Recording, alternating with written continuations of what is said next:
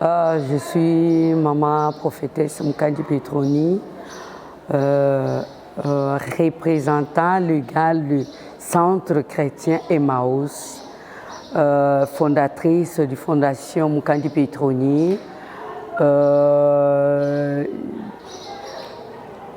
Je suis mariée par pasteur Henri Mukandi Ntambwe. Je suis une prophétesse dans mon église. Je sers mon Dieu dans l'évangélisation. Comme la Bible nous demande, aller partout dans le monde, gagner les âmes pour Christ.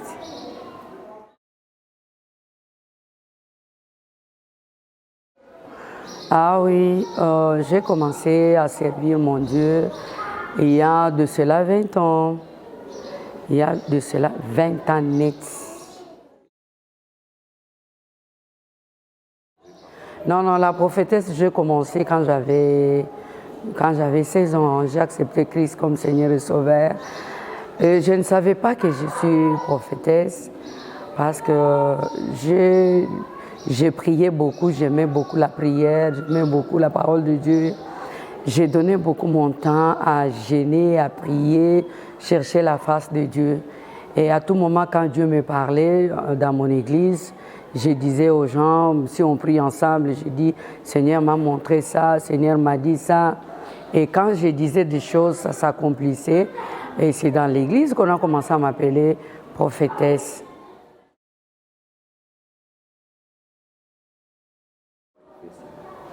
Oh, la prophétie, Ezali appelle comme soto tangi na Bible ezotalisa biso Paul a énuméré yango toza na ministère prophétique, toza na don ya prophétie. Maman prophétesse, Zamba bengi ngai, j'ai dit que Zamba bengi ngai na ministère prophétique parce que beaucoup de fois, même quand aux autres à l'église, beaucoup de prédications, Zambe apesaka ngai yango na liloba na Nzambe, et le Saint-Esprit commence à m'expliquer et je prêche comme ça. Mitema ya bato tout sami et belé ba bongoli pe mutema. C'est comme ça que même mon église est née. Mon église n'est pas née. J'ai appelé quelqu'un pour venir prier pour moi, ou bien j'ai commencé à prier. Le Seigneur m'a donné un message. Le message, c'est quoi? L'épouse du temps de la fin. Dieu m'a dit d'aller préparer l'épouse. Bientôt, il revient. J'ai vu Jésus. Jésus m'a parlé. Il m'a dit, prépare l'épouse. Bientôt, je reviens. Pour préparer l'épouse, c'est la repentance et la délivrance. C'est-à-dire, Moutignon soit zone de la Christ comme Seigneur et Sauveur. A bongoli motema na ye akomi kelamu ya sika. Mutuwa na ye pa Christ. Tozobenga ye mwana na Nzambe. Nde musala oyo Nzambe apesi maman prophétesse Mukandi Petroni de préparer l'épouse pour son époux qui est Christ. Bientôt il revient.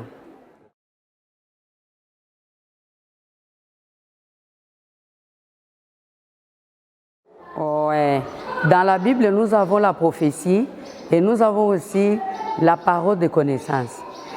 Na mboka na biso bato oyo bazali na don ya prophétie moko bazoloba na église bazobenga ngo pe bango ba prophète. Il y a une différence entre parole de connaissance et la prophétie. Parole de connaissance, c'est ndenge tozala l'église. Nzambe alakisi ngai papa lobi ava obima il faut sambela. Soko sambeli te kosala accident okufa. Nzambe azolakisa ngai oza na maladie. Yakana bondela pona yo kaka sikoyo kobika. Ça c'est la parole de connaissance. La prophétie, c'est quoi? La prophétie, c'est une parole oyo euti pa na Nzambe, cachée dans la Bible, dans la Bible, révélée par le prophète. Dieu te révèle et Nzambe pe azolobela yo likambo oyo kosalema 2 ans, 20 ans plus tard, 50 ans plus tard. Exemple, les gens à Esaïe. Esaïe a prophétisé, un fils nous est né. Ce qui est total en français, c'est du temps présent. Et notre Dieu, il est toujours présent. Mais tango ya zoloba na kati na prophétie, vous verrez maloba wana ko s'accomplir plus tard. Yango moni abakuka lobi, soki prophétie ebimi, il faut que zela yango ata eumeli soka soka ekokisama. Parole de connaissance ezalaka tikotak. Nzambe azotalisanga na sala o mutu moko ayaki lelo na maladi boye. Un jour okoya okomona ndenge biso tosambelaka o comprendre comment Nzambe azali utiliser ngape mingi na parole de connaissance. Azo utiliser ngape mingi kati na prophétie parce que prophétie est un ministère lotomo Nzambe apesi ngai et je suis en train na kosalela yango kati na elanga nkolo qui est l'église.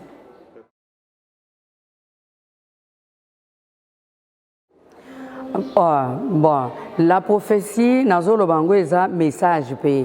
Parce qu'un messager, un prophète a zappé messager. Un prophète a zobimisa message. Oyo zobima kati na yeza message oyo utie pa na Nzambe. Même na mokilia ozomona mutu soki azali kobimisa maloba oyo zo utie pa nkolo tozobengango message. Et le problème c'est quoi? Il faut sikotoyeba ko différencier entre la prophétie na parole de connaissance. Omoni na mutuna na yo messager. Omoni Yesu alobi na Ésaïe 61 alobi, l'esprit de l'Éternel m'a oint pour annoncer la bonne nouvelle. Et Yesu s'est présenté na lui qui alobi il a un messager. Ngai pe naza messager de la bonne nouvelle de Jésus-Christ. Parce que c'est Jésus-Christ qui m'a racheté, il m'a lavé par son sang, a bengi ngai atie lotomo na ye otozo benga ministère kati na ngai prophétique. Ozomona message sikoyo oyo Nzambe apesi ngai yango tozo benga ngo message. Et tant qu'on a zobimisango, je deviens messager de la bonne nouvelle. Message oyo Nzambe apesi ngai ezali préparer l'épouse pour l'enlèvement, préparer l'épouse pour l'époux, parce que l'époux a dit bientôt il revient. C'est ça message à maman prophétesse Mkandi Petroni. Je prépare l'épouse pour l'avenir de l'époux qui est Jésus-Christ, qui m'a envoyé avec ces messages.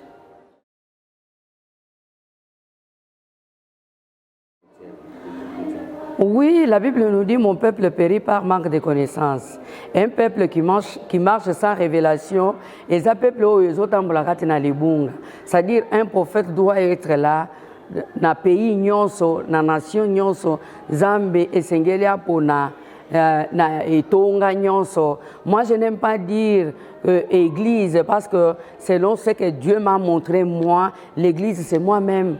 Et il m'a dit qu'il viendra habiter à moi. Le jour du jugement, il ne viendra pas juger tout le monde. Il viendra juger l'église. L'église, c'est une personne qui a accepté Christ comme Seigneur et Sauveur. Des fois, j'ai des difficultés de dire l'église parce que l'église est bon, église. Mais en tant que prophétesse, je dis l'église, ce n'est pas ce qu'on a construit ici. Parce que après moi,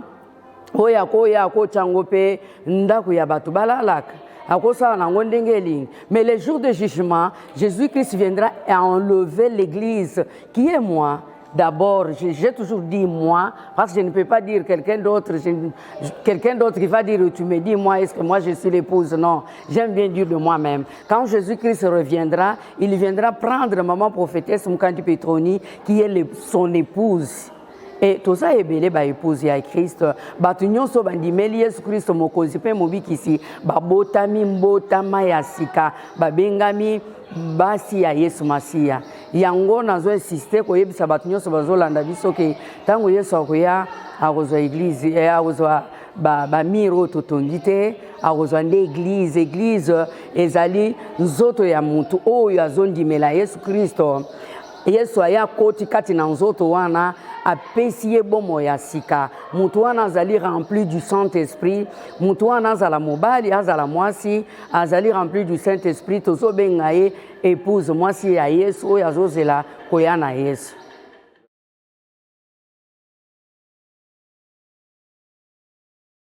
Magicien alobaka pe avenir toko benga ye prophète. Un sorcier ou bien une sorcière azo prédire l'avenir ya batu bazo benga ye prophète mutu nyonso oyo azoprédire l'avenir, mutu nyonso oyo azoloba makambo ebatami na vie ya mutu bazobenga ye prophète. Mais les prophètes du temps de la fin toza différent. Pourquoi? Parce que biso tozali bato tosombami na makila na Yesu. Toza bato oyo Yesu ayaki kosukisa problème tozalaki nango ya lisumu. Yesu asukisi problème tozalaki nango ya malédiction. Ozomona par exemple na Bible, David azalaki mwana na Nzambe te. Menga nazo tuta lelo tolo na lobi na mwana na Nzambe parce que Yesu atangisaki makila na ene kulusu pona kobikisa ngai. Amisalaki musumu kipuke ngai nazala musumu kite. C'est-à-dire avant Jésus-Christ, batu nyonso wana bazana jugement na bango. Mais na tango ya ngolu toza différent na ndenge nini. Mutu nyonso akosakola, un sorcier akosakola, un marabout akosakola, mais bakoyebela ye na bizaleli na ye. Kati na ye eske bonzambe ezali. Tango bato bazoloba ete prophétie ezo diviser bato. Yesu ye moko alobi nini? Alobi ke ye aza double, azali pe de double tranchant. Aye ko diviser belle-sœur na belle-mère. Na famille ici il y avait la sorcellerie, bato bayebani ke oyo aza na sorcellerie, oyo aza na sorcellerie, ça peut division. Ozomona ça peut division. Mais ndenge nini tokoyeba division parce que division ya Nzambe ememaka bato na compréhension, ememaka bato na conversion, empesaka pe kimia. Vous comprendre? Mais prophétie lelo ceux qui ont divisé bato, ceux qui ont divisé par exemple les églises. C'est tout à fait normal. Tous en a faux prophétie, tous en a vraie prophétie, mais Paul a fait une solution. À l'objet de prophétie, ils ont ramené un païen et pas époux. Prophétie, ils ont ramené Mouto ya Yebinzambe te, Ayebete Nzambe, Azanzambe ya Bolingo, par exemple. Prophétie, ils ont pona kopesa mutu kimia, ils ont pona kopesa kozongisa mutu na nzela ya Nzambe. Wana eza na nzela ya don de la prophétie, même ministère prophétique. Eza pona ko préparer mutu akoma ndenge Nzambe alingaki. Parce que nazoloba eloko moko na ngomba na Golgotha, tango Yesu azokufa, Bible ezoloba ete lamba oyo ebandaki ko séparer biso na ezo séparer bato na ba sacrificateur elamba wana epasukaki. Tango elamba wana pasukaki ekomisaki biso nyonso ba sacrificateur. C'est-à-dire mutu nyonso ozala docteur, ozala pasteur, ozala évangéliste, ozala prophète, ozala docteur, nyonso ministère 5. Soko oza mutu osambelaka te, oza rempli du Saint-Esprit te, oza kaka mutu neti professeur moko boye, ndenge totanga yango na classe parce que na classe na 5e des humanités totanga pe histoire ya bahébreu na baégyptien. Babetela biso lisolo wana, c'est tout okoloba yango lobi j'ai fait la doctorat ou bien la théologie, c'est tout. Il faut prendre aussi la parole de Dieu, koyeba liloba na Nzambe, mais ce qui est très important pour ce temps de la fin, ozali na ministère oyo to na uti ko énumérer awa, cherche plus à voir le Saint-Esprit parce que c'est le Saint-Esprit qui va te révéler des choses cachées. C'est le Saint-Esprit oyo ko lakisa yo Yesu kutu azanani, Yesu ango azanini, Yesu ango eskazali ndenge tozomona bato mutu abimi lelo alobi azana Yesu azali mundele, azali Nzambe abamindele. Non, le Saint-Esprit va nous aider.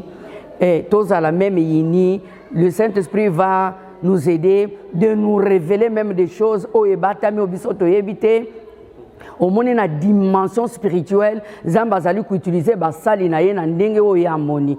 Au moins même na Bible tozana ba prophète neti Ézéchiel, tozana Esaïe, tozana mutu nyonso azana ndenge Nzambe pe a utiliser ye. Nzambe akozala même na Congo awa, même en Afrique, même dans le monde a utilisé un prophète pour le monde entier. Et un prophète mususu Nzambe a utilisé yo pour na ba province na biso ya Kinshasa, Nzambe a utilisé yo a ko utiliser yo pour na ville na biso ya Kinshasa, Nzambe ko tinda yo ozala utile pour na Congo mobimba ou bien ba province ou bien na commune moko songolo pakala. Mais nyonso wana koyeba yango tango kozala mutu na mabondeli, mutu ozoluka intimité na Nzambe nyonso pe ko banga Nzambe ko tambola na liloba na Nzambe. Prophète oyo azosala ekobo aza prophète ya Nzambe te.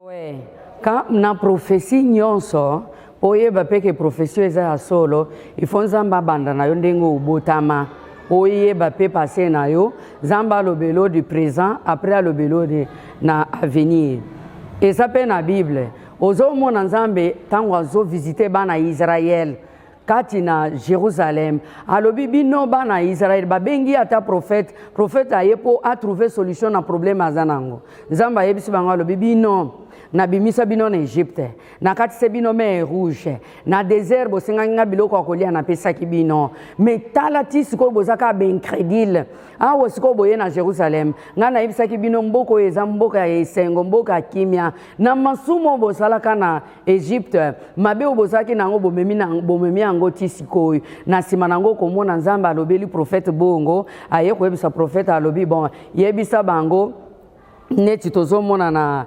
2 rois nzambe aye koyebisa Samuel alobi zwa mai sala boye yebisa bango base repentir yebisa bango babongola mitema na bango baya te basala prière 3e jour nga nzambe na kobondela c'est-à-dire prophétie nyonso selon même la Bible, Zamba bandaka toujours na mutu na Genèse. Tant que ozonga pe na Bible ao, soki Genèse ezate Bible ezate. Il faut d'abord commencer même na délivrance. Oko ya na délivrance to lo bakaka na yeko luka délivrance te. Pour cause de délivrance ya malamu, il faut pe lo ba makambo mabi o salat. Soko zo mibali abat, soko zo basi abat. Tozana ba jeune garçon lelo, soki mwana mwasi a résister na litoi na ye, okomona kaka je vais te marier.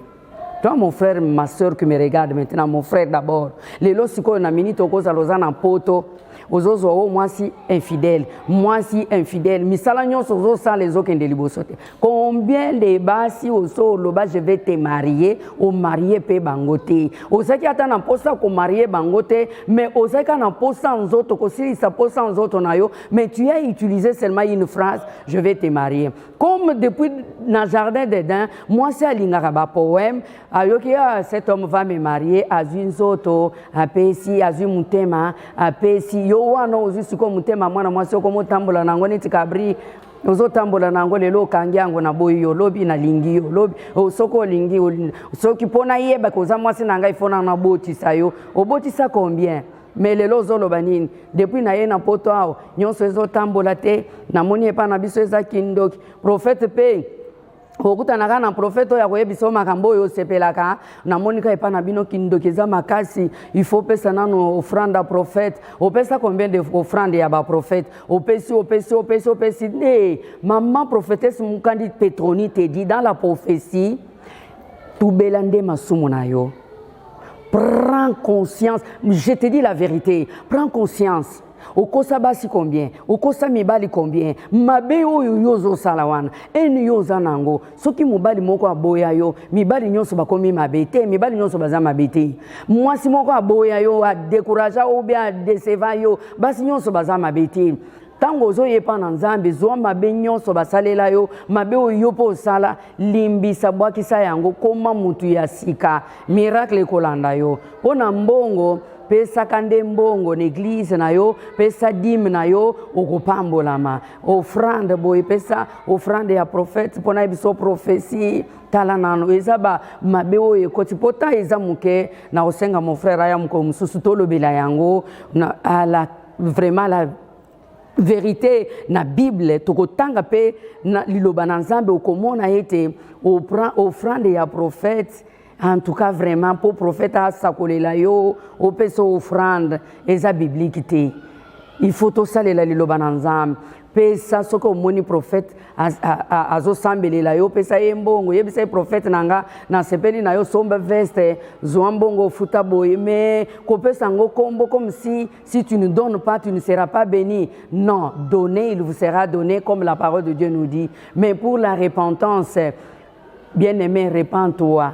Bisika nyonso ozali ata oza na poto ata oza wapi mama prophétesse mukandi Petroni azosenga yo obongola nde motema na yo changer bizaleli na yo balien ekolanda yo te sorcellerie ya famille ekolanda yo te vie na yo ekobonga kati na bomoi na yo yo moko na nzambe facile à convaincre.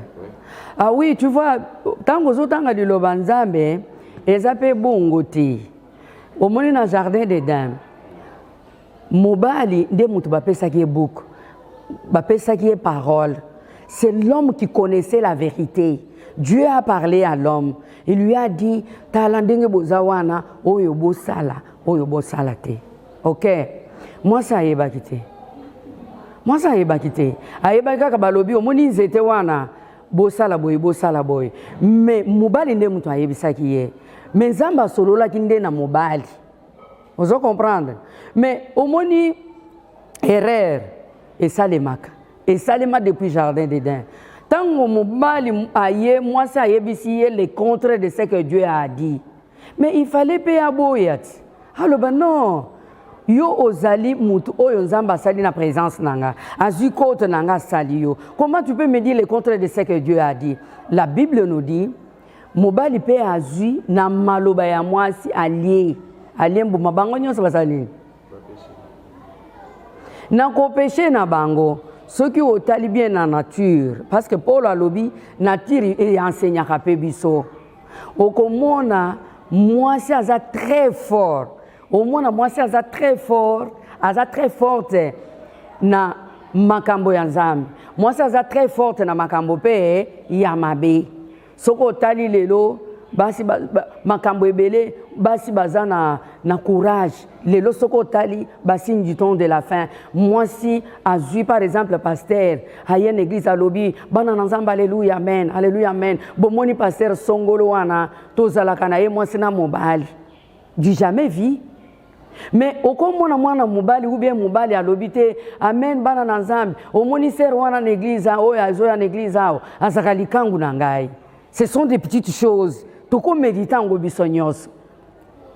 On se comprend. C'est-à-dire, moi, c'est Azamout Oyo, depuis le jardin d'Éden, le diable l'a utilisé pour détruire le monde entier. Aujourd'hui encore, Nazo Bisabasi et Belé, Tondi Melayes Christ, Mokozipe Mobikis. Au moins, plus. Basi bazor luka nani omoni l'église na biso balobaki tolataka kitambal wana zokanga makasi.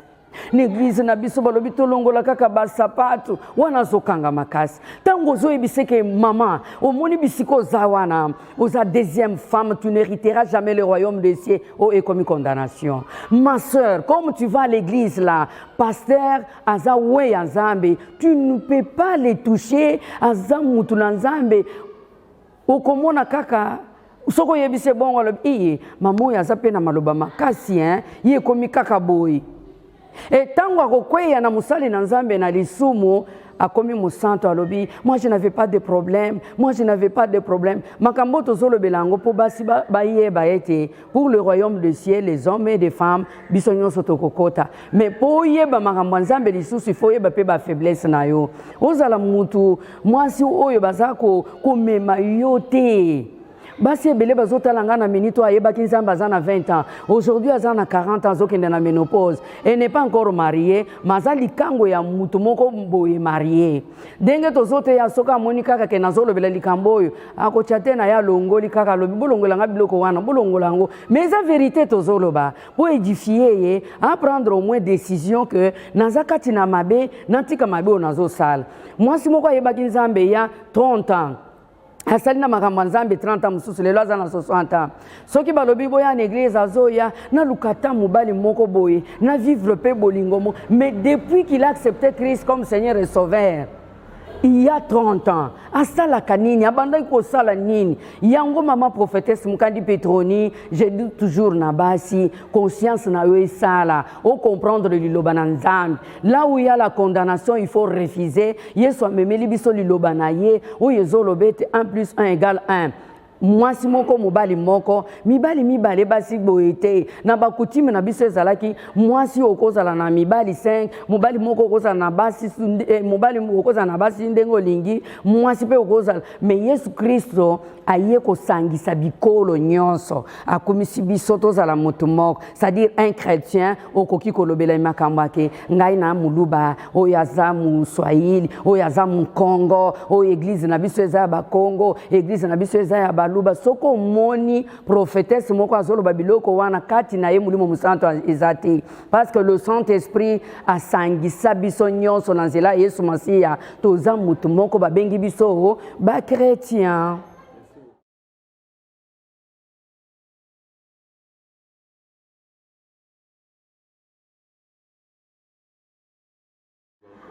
yanga prophétie ya munene penza ya munene oyo marqué vie na ngai eza tango na teisango malamu parce que tango na bandaki ministère na ngai bato ebele babandolo ba mama prophétesse dengo ozoteya bato babongola motema boye vraiment est-ce que vraiment église ekokende liboso okosouffrir mais ntango nazomona lelo centre chrétien ezobotama bato mpe bazoteya oyo nga nalobi la repentance et la délivrance et un miracle monene.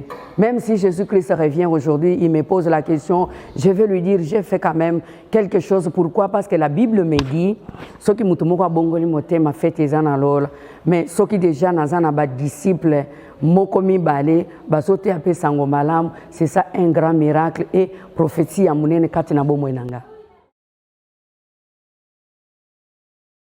Bana na nzambe nyonso oyo bazali kolanda biso en tant que musakoli na nzambe nazobengisa yo prophétie ezongisaka bato na nzela prophétie ezongisaka bomoko bisika division ezali prophétie eza wana mpona koéclairer peuple ya nzambe prophétie eza wana mpona kodétecter soki mabe ezali prophétie eza wana mpona koprévenir avenir lelo bana na nzambe denge Bible elobi na tango ya suka bato bakosepela plus na baprophétie ozosepelisa mitema na bango soto ozosepelisa motema moto eza boye eza nyoka yambaka plus prophétie oyo ezobongisa yo oyebi kosala inceste prends la décision ya koconfesser oyebi koza kati na fornication prends la décision ya kozongela nzambe oyebi ke ndenge oza wana osalelaka nzambe mais oza na ba gris tika yango c'est ça la vraie prophétie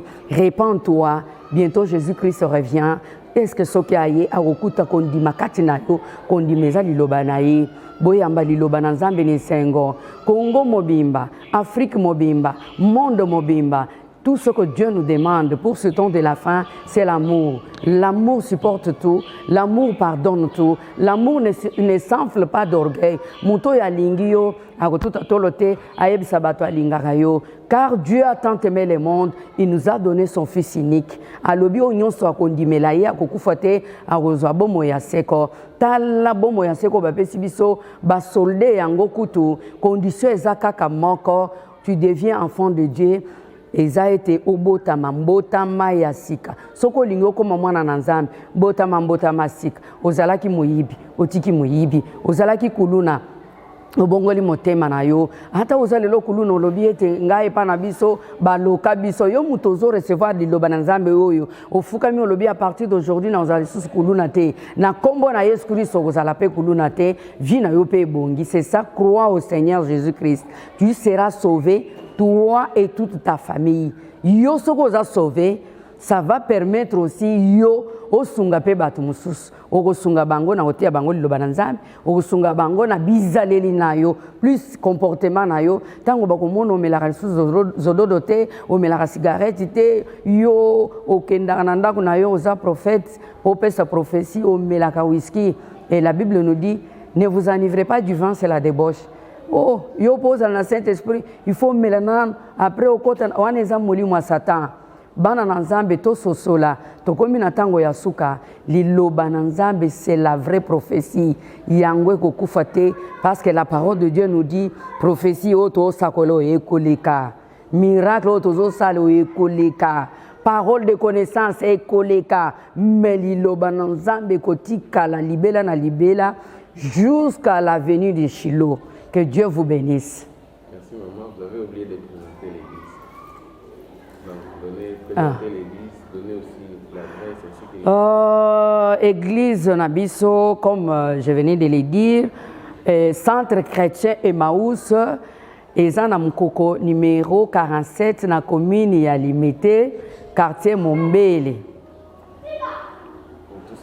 Programme Nabiso ya Kito Ezali, chaque mercredi, toza na réunion na ba maman na tongo na poko toza na culte chaque vendredi toza na culte d'enseignement dimanche toza na culte d'adoration et maman musakoli ayambaka chaque mercredi wana à partir ya 8h 14h à Silis Zamba pambola yo muto yo ki message oyo Zamba pambola RDC na biso Zamba pambola Afrique mobimba RDC kobimisa basakoli ya solo RDC ezali lumière ya Afrique RDC ezali lumière ya monde entier kati na RDC toza na basali na nzambe ya solo oyo nzambe azozela babima mokili mobimba mpona koteya sango malamu avant que Yesu Christ aya